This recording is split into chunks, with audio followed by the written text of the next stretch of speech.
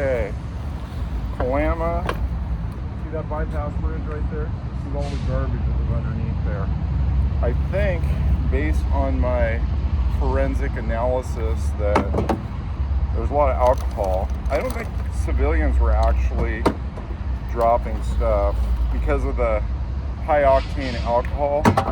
What I think happened is I think what is known as hobos or fentanyl and meth addicted and alcohol addicted. Usually there's like polysubstance stuff going on with these guys, and they get this high octane alcohol, get a little meth, get a little fentanyl, hop on trains to get up to services, maybe going up to Seattle on these freight trains.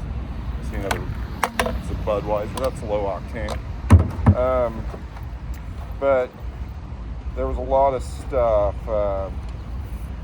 alcohol bang. That means it's probably like basically nitrate or 13% alcohol. Looked like there was somebody tried to clean up a little bit there, maybe. There's a bag at least.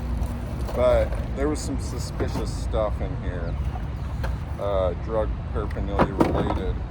So it'd be great if report, oh yeah, another telltale one,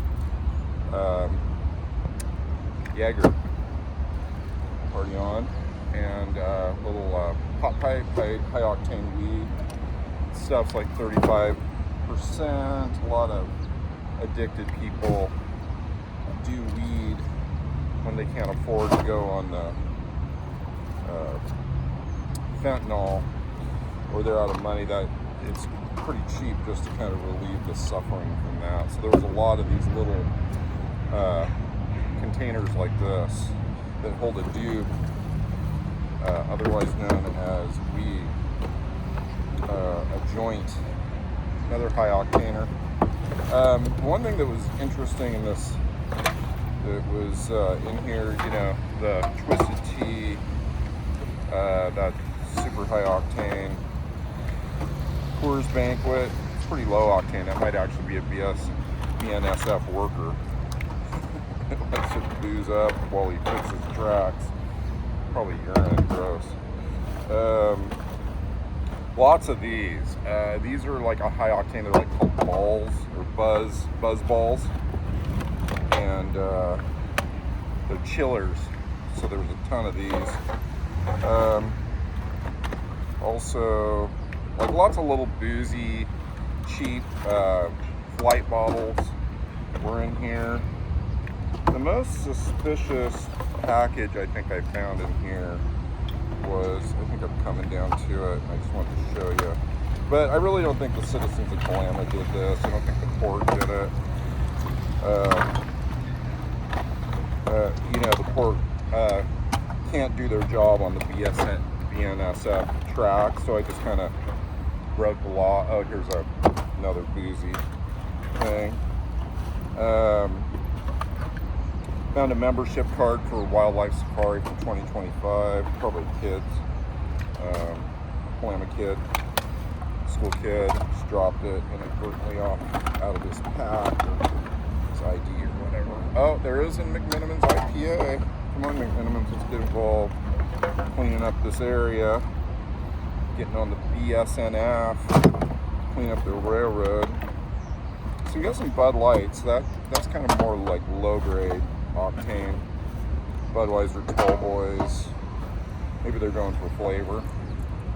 These are all the cheap liquor type stuff. I did find 2 McMiniman's cans though, interestingly enough, and lots of little food wrappers, like the type they give you grab and go food from the charitable organizations that do this. Oh, Canadian Mist, the plastic bottle, that's a cheap boozy one. Another one of these ballsy type ones. This is a good one. Smirnoff, basically a fifth. This is cheap. In Oregon, they basically do the,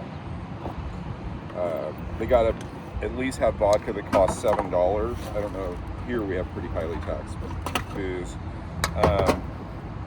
But anyway, they they keep it so they don't flood the market with the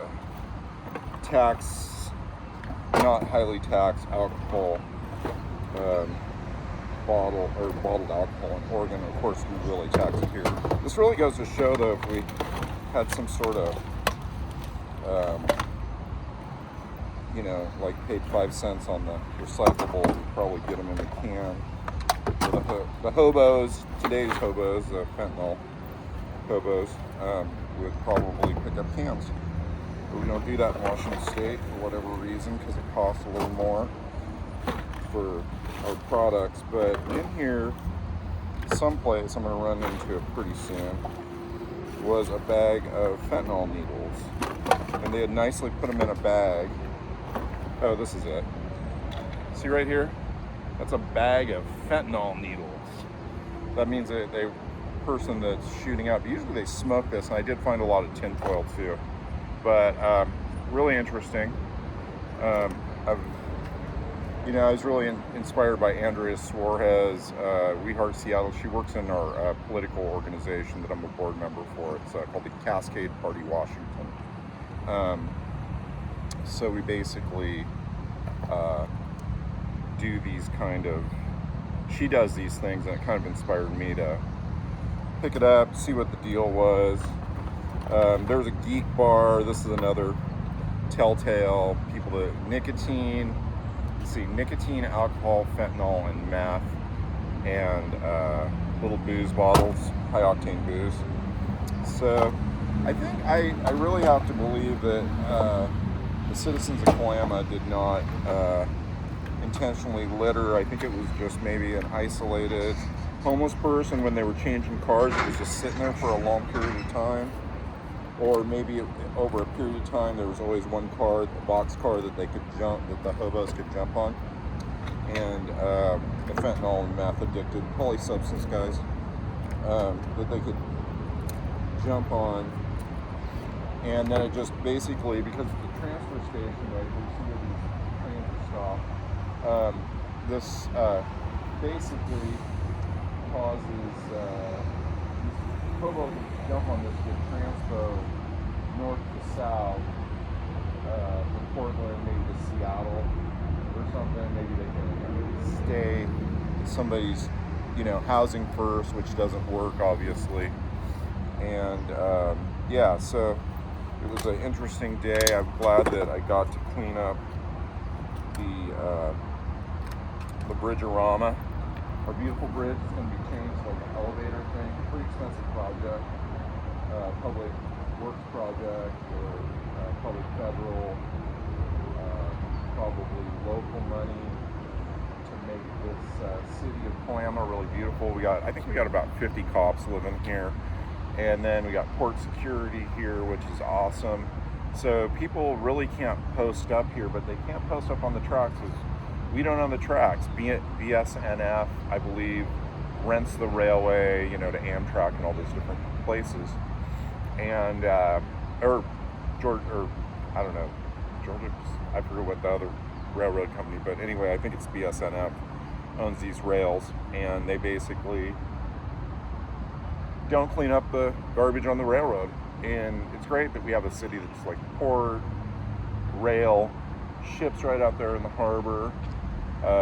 We have just beautiful walking area here, and every day I was just like walking over that bridge and going, why is there this mess on the tracks? And it says like, oh, it's illegal to go beyond the fenced area onto the railroad tracks. But if you do it, and careful, look both ways, you can clean up the garbage. I saw a BSNF guy with the railroad truck car, where the wheels drop down. They didn't even say anything. The 3 trains went by, nobody honked at me. Got a couple people that gave me the thumbs up and yelled out the window, hey, good job, whatever. That felt good, made it worth it. I figured I was going to walk anyway, so this was some exercise, and it only took me a little while to clean up. So I just recommend that check out cascadeparty.org.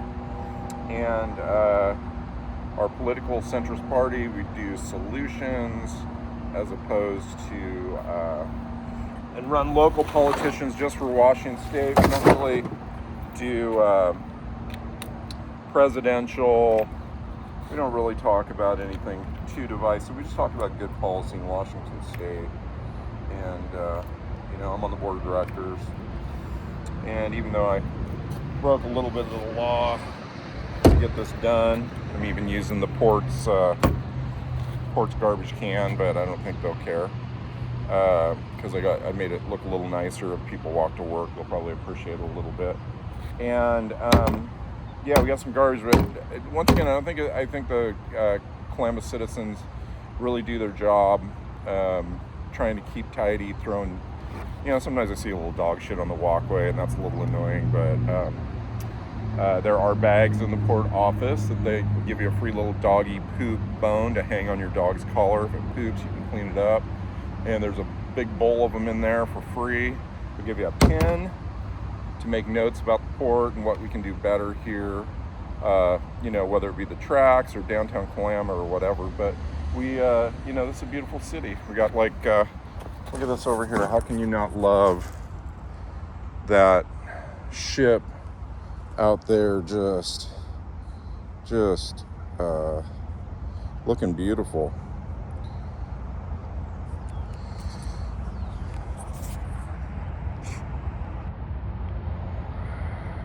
Port office, beautiful. McMenamins, the park, the Weston Amphitheater, the McMenamins, the yacht area for recreational fisher boaters, or everything from luxury yachts. I used to work down here for North Star. The beautiful Kalama hillside where the Twilight was. Marlon Brando's son. Marlon Brando used to love to come up here. There's old fisherman's house, that white house right up there. Sea Captain's house. I live up there on 3rd Street. My lovely American Foursquare is there. And Kalama's a really beautiful place. And I moved here a couple years ago. I just want to keep it beautiful. It's growing. Like I said, we got about probably 50 cops just living here. So people really don't post up here. It's a great area. It's kind of a secret. People probably don't like everybody moving in here, but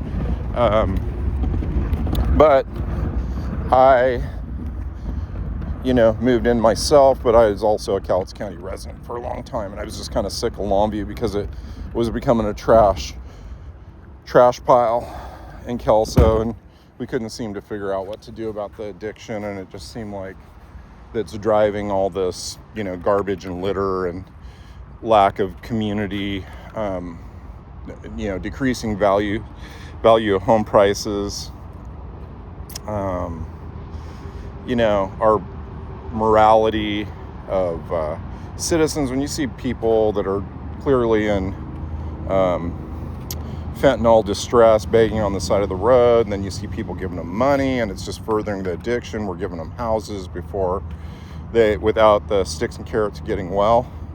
This is just one example of what happens when you don't civically engage, and where you get on a polarized party like MAGA or the Democratic Socialists of America kind of run Seattle. So a lot of the policy in Olympia, Seattle, even some Tacoma, and the Portland style of management of the cities create these problems because we're not requiring people that are unhoused to get better, and that involves the Involuntary Treatment Act, the civil rights of somebody slowly committing suicide. If you're committing suicide, you get stabilized. These guys are committing suicide slowly, a shot at a time, a foil of smoking fentanyl a bit of a time, doing meth with it, and going into psychosis. I think they have the heroin, I don't care, of fentanyl. And then guess what happens? We end up with these, societal problems. Lowered, you drive by, you feel bad for the person, it hurts your heart. You do the housing first, it hurts your tax dollars. You don't, get involved, and you just kind of walk by the crises and don't do anything about it. So today, I just tried to do something about it. It's not that I'm any better than anybody else. I just try and do something, and that like I said, Cascade Party, Washington, just basically wants to run local representatives to get things done, and that's why I'm on the board of directors. I'm on the nomination committee for people that want to civically engage, and better tax structures in the state, better help for people that are in this hamster wheel cycle of addiction, better jobs that pay a livable wage, better housing affordability, and all that stuff. So that's kind of what we're doing. And if you want to get engaged, I think we'll probably be doing something here in Kalama pretty soon. We did a thing in a mixer. We hang out, go to a local pub or something like that, and I'll hang out and talk, maybe have some music. And we do these things. We're going to be doing one in Vancouver, I think on April 10th at the Cascade Bar and Grill. Chris Novoselic and Kelly Wright. We have Eric Rossica and other board members, Damon Townsend, Jesse A. James, and Marjorie O'Rourke is our chair or our executive secretary. And we're just doing stuff. So getting civically engaged.